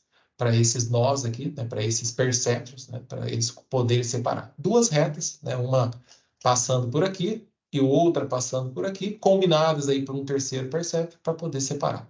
Claro que depois vocês vão ver, quando a gente começar realmente a falar sobre redes neurais, a gente vai ter aí mais perceptrons, mais nós, mais neurônios nessa rede, e aí, claro, ela pode encontrar algo, né, com uma ordem, uma complexidade bem maior do que simplesmente essas duas retas aqui. Mas, claro, o mais simples que eu preciso aí, né, para poder separar essas duas classes aqui é simplesmente, né, duas retas aqui nesses pontos que eu mostrei para vocês. E é o que a gente vai fazer. A gente vai ver que combinando ali dois perceptrons com essas retas, né, uma passando por aqui e outra passando por esse ponto aqui, eu consigo separar perfeitamente aí os exemplos dessas duas classes. Então, a gente vai ver isso nesse exemplo que eu vou abrir agora na sequência. Então, o que a gente vai fazer aqui é bem simples. A gente vai ver que eu consigo reescrever a lógica XOR, aqui através dessa função lógica XOR, consigo representá-la, né, de forma mais simples, né, usando operações lógicas e OR. E aí, com isso, né, usando essas operações lógicas e OR, a gente sabe que eu consigo separá-las, né, com separadores lineares, com classificadores lineares. Então, a gente vai criar ali, né, outros, né? No caso, a gente vai criar dois perceptrons com separações lineares e combinar com o terceiro para poder chegar exatamente nessa função lógica XOR. Então, seja um classificador que vai ser composto por 3 perceptrons que no final vai conseguir resolver aí o problema da lógica XOR. Então, deixa eu aumentar aqui um pouquinho, que está pequeno. Pronto. Então, como sempre, eu importo aqui as bibliotecas, todas elas, né, a gente já usou anteriormente, né, todas as classes e funções, exceto o perceptron, que é a primeira vez. Então, ela faz parte desse módulo chamado de Linear Model, tá, da biblioteca scikit-learn. Então, a gente vai utilizar, vocês vão ver já já, é bem simples de ser utilizado. Exceto, como sempre, aí, né, o gerador de sequências pseudo-aleatórias. E aqui eu vou gerar dois conjuntos, né? Ou seja, aqui, né, exemplos de duas classes. Então, esse exemplo vai, né, nos dar aí uma classificação de dados ruidosos e que a gente vai ver não são linearmente separados, ou seja, eu não consigo usar hiperplanos para poder separar essas duas classes. No caso aqui, um hiperplano não vai conseguir separar, usando um único perceptron. Eu vou gerar essa base de dados, né, a partir da função lógica XOR, e vou acrescentar ruído ali, né, para que a gente tenha uma certa quantidade de ruído nessas amostras. E como a gente vai ver, claro, no primeiro momento aqui, eu vou usar um único perceptron para tentar separar essas duas classes. E a gente vai ver que claramente, né, por usar uma superfície aí de separação, uma função discriminante linear, a gente não vai conseguir separar essas duas classes de nenhuma forma, né? Não existe nenhuma posição, né, nenhuma inclinação que eu trace uma reta aqui nesse caso que consiga separar esses exemplos dessas duas classes de forma perfeita. Então aqui eu vou defino número de amostras, 1000 amostras que eu vou gerar, Gero meu x1 e meu x2 usando aqui a função randint, né? Lembrando aí que a randint ela retorna valores aleatórios dentro do intervalo aqui que eu especifico. Então, no caso aqui, eu quero valores de 0 até 2, não incluindo 2, então até coloquei aqui um comentário. O limite superior não é fechado, então, na verdade, aqui nós vamos gerar valores de 0 até 1, né? Inteiros, ou seja, 0 e 1 aqui no caso. E o dtype eu estou mudando aqui porque eu quero que eles sejam valores booleanos, porque, claro, como eu vou aplicar aqui logo abaixo, né, a função lógica XOR, né, o ou exclusivo, eu preciso que eles sejam valores booleanos. Então, eu mudo aqui o tipo desses valores, que eu vou gerar aleatórios, entre 0 e 1, e aí, também aqui no final, eu faço um recheio para que eles se tornem vetores coluna. Né? Então, a gente sempre trabalha aí com vetores coluna, que vão ter, no caso aqui, 1000 linhas por, claro, uma única coluna. E aí, na sequência, eu uso esses valores x1 e x2 com a função lógica XOR para obter, claro, ali, né, a operação que eu quero. Aqui, né, esse operador, ele funciona bit a bit. Então, ele vai pegar cada um dos bits, ou seja, cada um dos 1000 bits que eu gerei aqui anteriormente, do x1 e x2, e fazer a operação. Então, o primeiro bit da coluna, né, do vetor coluna x1 com o primeiro bit do vetor coluna x2 vai resultar, claro, aí, na operação, no resultado, né, da função lógica XOR, tendo como entrada esses dois bits, esses dois primeiros elementos, e assim por diante para cada um, né, dos 1000 elementos que eu tenho aqui nesses dois vetores. E aí, na sequência, eu adiciono um pouquinho de ruído, estou usando aqui o RandN, então uma distribuição gaussiana normal padrão, só estou alterando aqui, né, o desvio padrão, no caso aqui, para 0,1, só para não acrescentar tanto ruído assim, né, para não ficar tão problemático aqui o exemplo. E aí, concateno os dois vetores, no caso aqui, para criar a nossa matriz de atributos, mas daqui a pouco a gente vai precisar, claro, acrescentar, concatenar aqui, né, o nosso vetor de bias, para que a gente tenha ali, né, as retas. No caso aqui, a gente vai ver que são planos, porque eu tenho, né, os dois atributos, x1 e x2, mas daqui a pouco a gente acrescenta ali logo abaixo. Eu acho que eu não executei, deixa eu executar tudo, enquanto a gente vai vendo aqui os exemplos. Então, aqui ele vai acabar apagando de novo, deveria ter esperado. Mas ele mostra, né, a disposição das amostras das duas classes. Está inicializando ainda. Acho que vai ser rápido essa parte aqui, vamos ver. Então, ele vai mostrar aqui para a gente, né, onde estão as amostras da classe 1.